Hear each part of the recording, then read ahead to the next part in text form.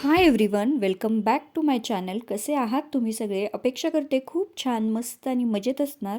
आजचा व्हिडिओ आहे आमच्या घरातील भोगी आणि मकर संक्रांतीची तयारी आम्ही कशी केली, त्याचबरोबर भोगी आणि मकर संक्रांती साजरी कशी केली त्याविषयी. थोडी धावपळ, थोडा सणाचा उत्साह आणि सगळ्यात महत्त्वाचं म्हणजे मनापासून केलेली तयारी.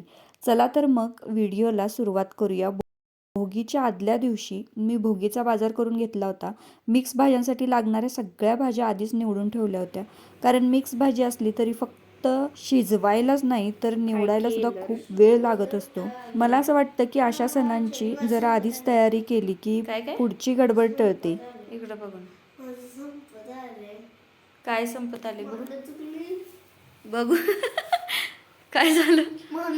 मुलींच्या मदतीने संक्रांती रंगवायला घेतली. उद्या मुलींना शाळेला सुट्टी नव्हती, नाहीतर घरी असताना त्यांची भरपूर मदत होत असते. कशी काय लचकली? त्यामुळे हे रंगवायचं काम आजच करून घेतलं, म्हणजे उद्या काहीच गडबड नाही. आणि माझी घेवड्याची शेंग निवडायची राहून गेली होती. त्याचबरोबर लसूण पण सोलायचा राहिला होता, तो सुद्धा सोलून घेतला. आणि खरं सांगायचं तर अशा गोष्टी मुलींना खूप आवडत असतात करायला, आणि मी सुद्धा त्यांना मुद्दामच सोबत घेऊन ही सगळी कामं करत असते. त्यांचं हसणं, रंग उडवणं आणि त्यांच्या त्या छोट्या छोट्या हातांनी केलेली मदत, त्यामुळे तयारी अजूनच खास होते.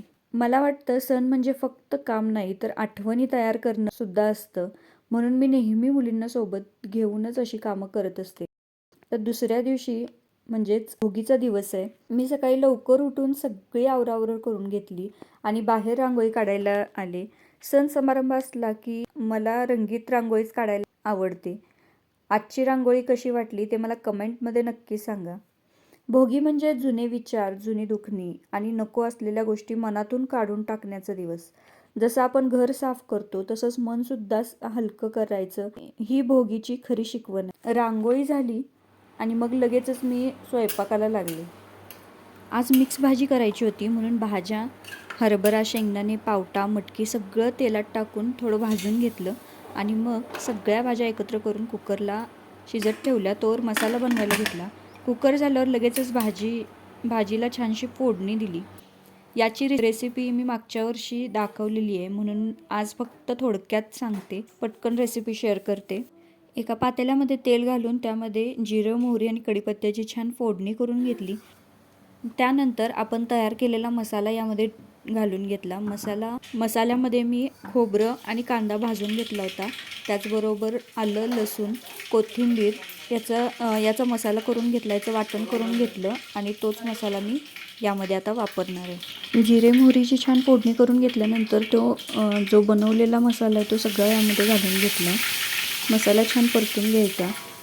मसाला परतला की त्यामध्ये हळद, हिंग, धनेजिरे पावडर घालून घेतली आणि त्यानंतर त्यामध्ये ते छान मिक्स करून घेतलं, छान परतून घेतलं आणि त्यामध्ये चटणी घालून घेतली.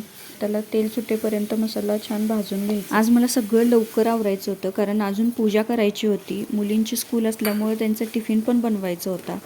आणि ही जी भाजी भाकरी आपण बनवतो ही 5 घरं देण्याची पद्धत आमच्याकडे आहे, त्यामुळं लवकरच करायला घेतलं होतं. आता हा मसाला तेल सुटेपर्यंत छान भाजून घेतला. त्यानंतर त्यामध्ये मीठ घातलं चवीनुसार, सगळं मिक्स करून घेतलं आणि त्यानंतर त्यामध्ये सगळ्या भाज्या ज्या आपण शिजवून घेतल्या होत्या त्या सगळ्या भाज्या यामध्ये घालून घेतल्या.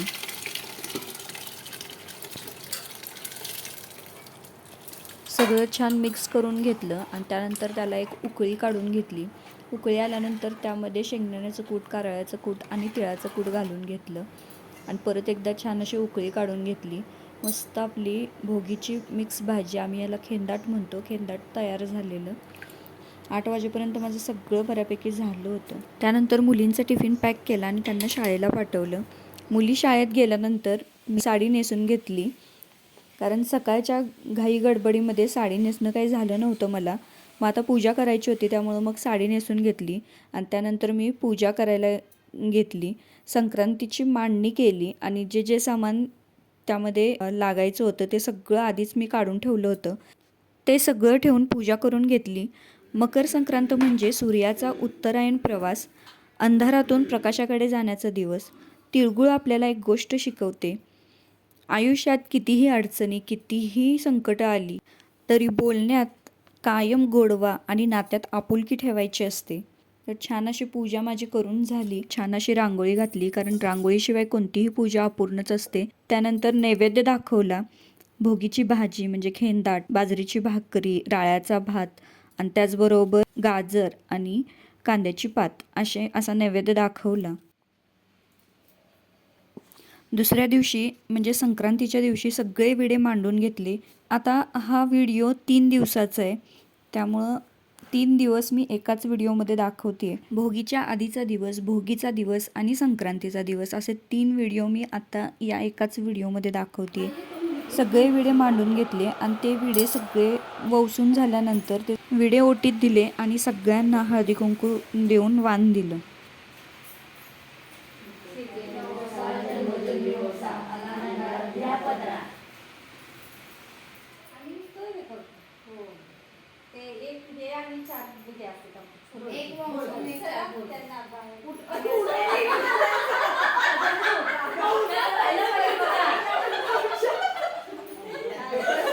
आज आई कुंतीचं वाण देणार होत्या. मागच्या वर्षी त्यांच्या मैत्रिणींनी त्यांना दिलं होतं.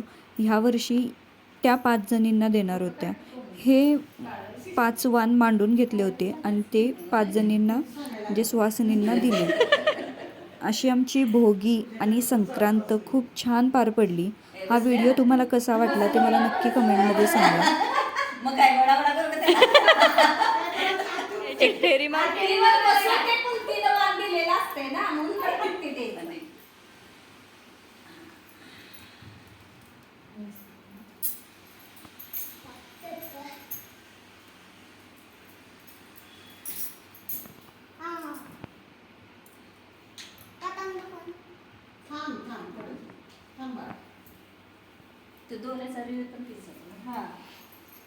पतंग पतंग उडवायला लिहून घेतलं पाहिजे मला.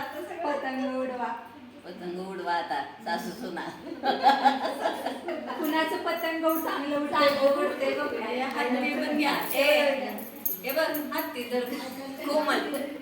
मग आपण कुणीतरी द्यायचं आणि पण पुढे द्यायचं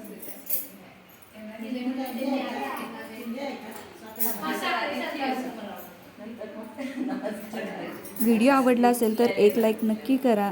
चॅनलवर नवीन असाल तर चॅनल सबस्क्राईब करा. पुन्हा भेटू पुढच्या हळदी कुंकू स्पेशल व्हिडिओमध्ये. तोपर्यंत तिळगुळ घ्या, गोड गोड बोला.